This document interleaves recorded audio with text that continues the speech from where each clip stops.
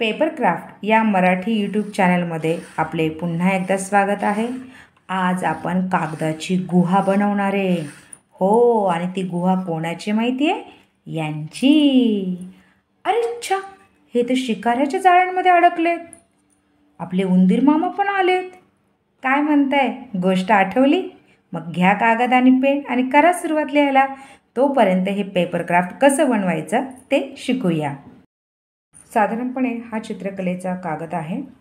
मधोमध याची घडी घालून घ्या आणि ही घडी मागे पुढे करत असं 2-3 वेळा त्याची चांगल्या प्रकारे घडी घाला। ज्या ठिकाणी घडी पडली आहे त्या ठिकाणी आपल्याला एक रेषा मारून घ्यायची आहे, कारण की या रेषेला धरूनच आपल्याला क्राफ्ट चिटकवायचं आहे।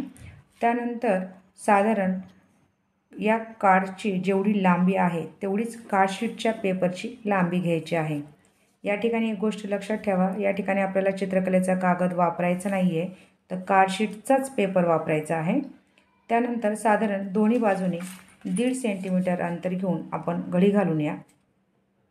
हे पहा, 1.5 सेंटीमीटर अंतर किंवा 1 सेंटीमीटर अंतर सोडून आपल्याला दोन्ही बाजूने घडी घालून घ्यायची आहे। साधारण ही घडी 2 सेंटीमीटर, 1 सेंटीमीटर, 1.5 सेंटीमीटर झाली तरी चालेल, काही हरकत नाही। हे पहा, आपण रेषा मारून घेऊया। या ठिकाणी ही घडी आलेली आहे। ही घडी देखील साधारण या ठिकाणी आलेली आहे। यानंतर आपल्याला या कार्डशीटचा मध्यभाग काढून घ्यायचा आहे। त्यासाठी आपल्याला डाव्या बाजूला पुन्हा साधारण 1 सेंटीमीटर अंतर सोडून एक रेषा मारून घेऊया। या ठिकाणी तुम्ही 2 सेंटीमीटर, 1.5 सेंटीमीटर अंतर सोडलं तरी चालेल। हे पहा, या प्रकारे आपण 1 ते 1.5 सेंटीमीटर अंतर सोडलेलं आहे आणि उजव्या बाजूकडून डाव्या बाजूकडे येत या रेषेपर्यंत येत आपल्याला ही घडी या ठिकाणी घालायची आहे। आपल्याला हा पॉइंट मिळवायचा आहे। ज्या ठिकाणी आपल्याला हा पॉइंट मिळाला आहे तर आतल्या बाजूने आपण त्या ठिकाणी एक रेषा मारून घेऊया। हे पहा, आणि ज्या ठिकाणी पॉइंट मिळाला आहे तिथून बरोबर 1.5 ते 2 साधारण या ठिकाणी आपण 2 सेंटीमीटर अंतर घेऊया। साधारण 2 सेंटीमीटर अंतर घेऊन आपण इथे एक परत रेषा मारून घेऊया।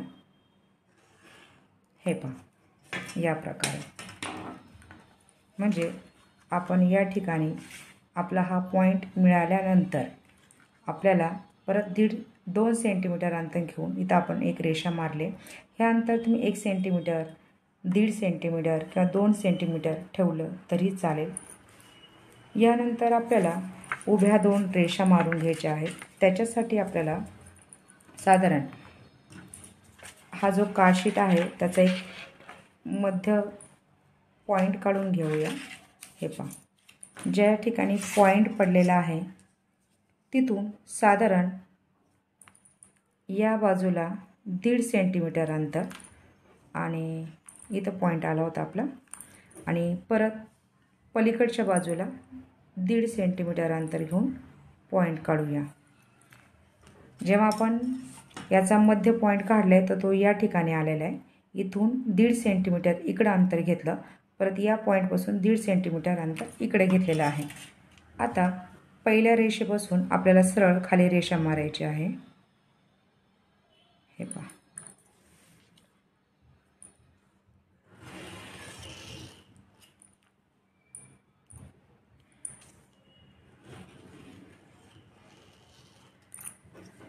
या प्रकारे दुसरी पण रेषा मारून घेऊया।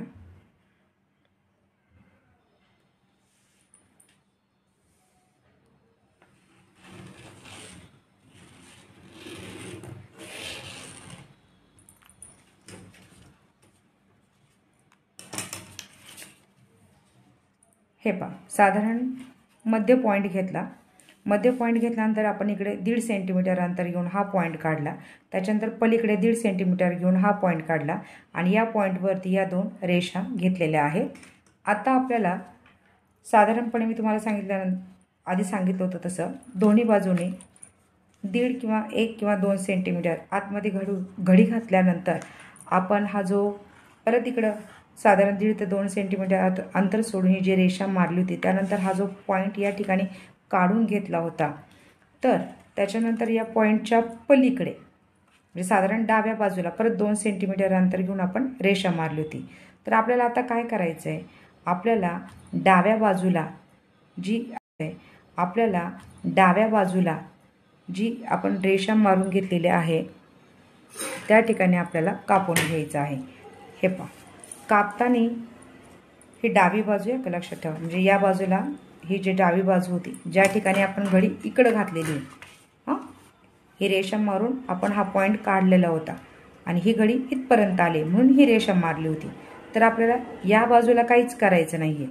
आपल्याला या बाजूला ही जी मधली पट्टी आहे ही पट्टी आपल्याला पाहिजे. त्याच्यामुळं आपण दोन्हीकडून या प्रकारे असं कापून घेतोय. हे पहा,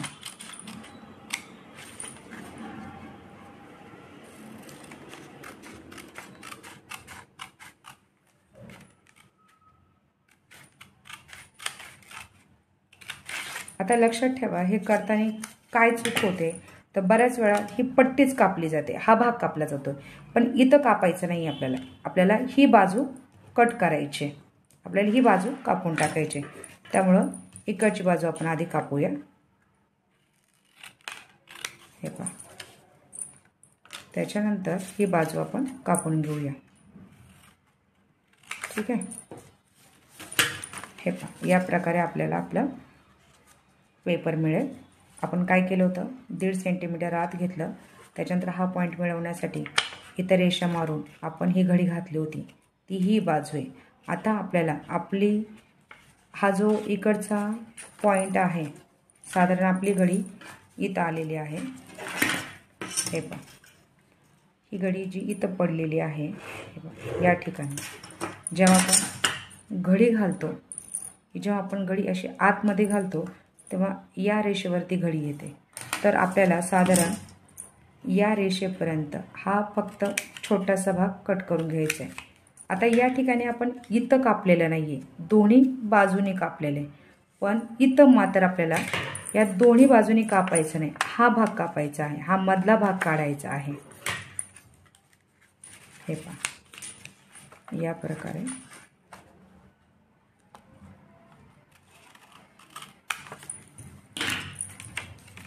आपण साधारण हा मधला भाग काढलेला आहे याचा, आणि या ठिकाणी आपण इथला भाग काढलेला आहे, हा नाही काढला, आणि याच्या उलट आपल्याला हा मधला भाग कट करायचा आहे. साधारण थोडंसं आपण आणखी कडा कापून घेऊ जेणेकरून पेपरची हालचाल करायला सोपं जाईल.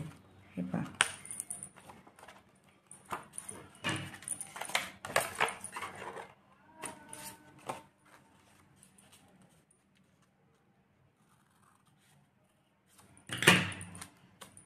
ठीक आहे.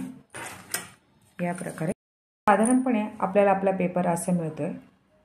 त्यानंतर चिटकवताना सगळ्यात महत्त्वाची गोष्ट, ही जी पट्टी आहे, ही जी घडी आहे, ही घडी उघडून ज्या ठिकाणी आपल्या या कार्डचा मध्य पॉईंट पडलेला आहे, ही जी आपण रेषा मारून घेतली काळ्या पेनाने, त्या रेषेला साधारण ही पट्टी उघडी करून ही घडी घातलेली बरोबर, ही ओपन करा आणि या प्रकारे ओपन केल्यानंतर हा जो पॉईंट आहे तो पॉईंट या रेषेपर्यंत न्या.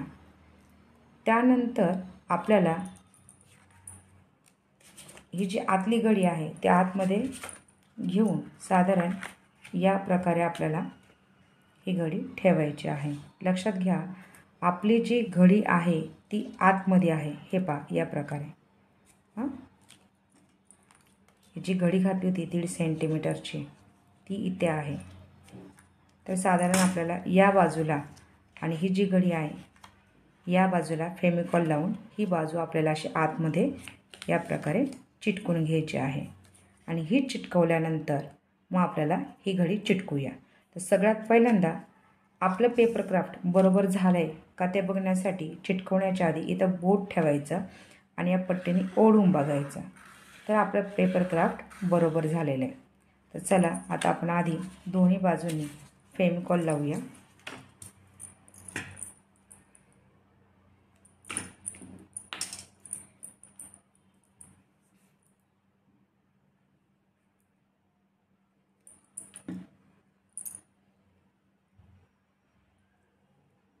फेविकॉल व्यवस्थित कडेने पसरून घ्या.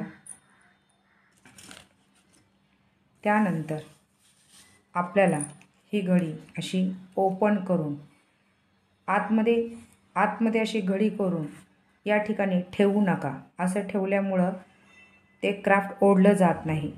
त्यामुळे ही घडी अशीच पूर्ण ओपन करून या रेषेच्या पॉईंटला ठेवून मग हे जे आतमध्ये आपण फेविकॉल लावून घेतलं आहे तो व्यवस्थितपणे इथं ही घडी या प्रकारे अशी धरायची आहे. त्याच्यानंतर बरोबर ज्या ठिकाणी इकडे घडी पडलेली आहे त्या घडीवर असा हात ठेवून व्यवस्थित तिला असं चिटकून घ्यायचं आहे. आधी एक बाजू चिटकवा. एक बाजू चिटकवली की या प्रकारे दुसरी बाजू पण सहजपणे चिटकली जाईल. हे पहा, व्यवस्थित छान असं दाबून घ्या.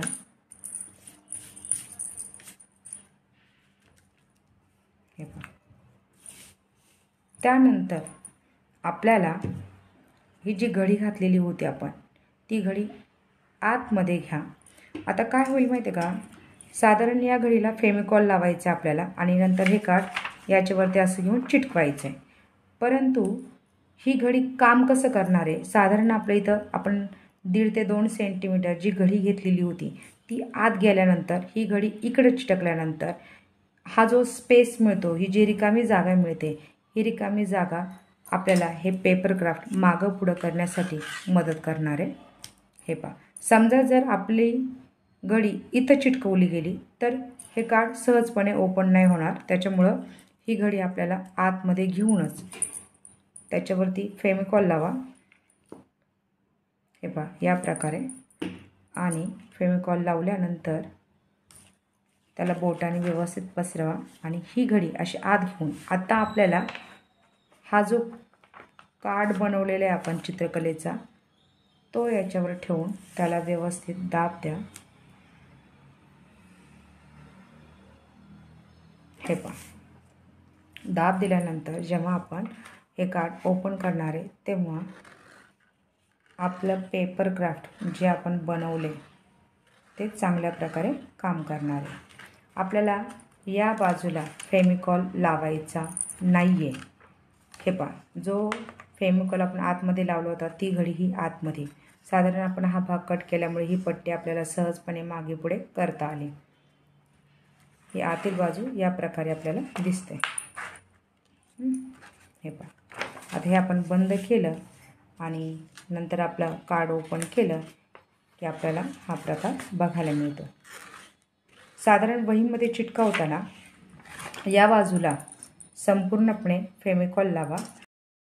नंतर आपण गोष्ट बनवण्यासाठी या प्रकारे कागदी पपेट तयार केले. मागे काशीचं पेपर लावलेला आहे आणि याला पट्टी बनवली. हे पहा या प्रकारे. आणि ही जाळी वापरली.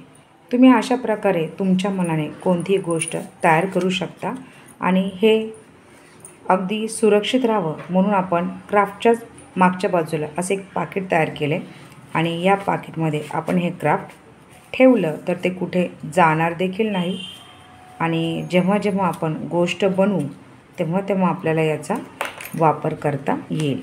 हे पहा या प्रकारे. या प्रकारे ते हाताळणी देखील त्याची योग्य प्रकारे होईल.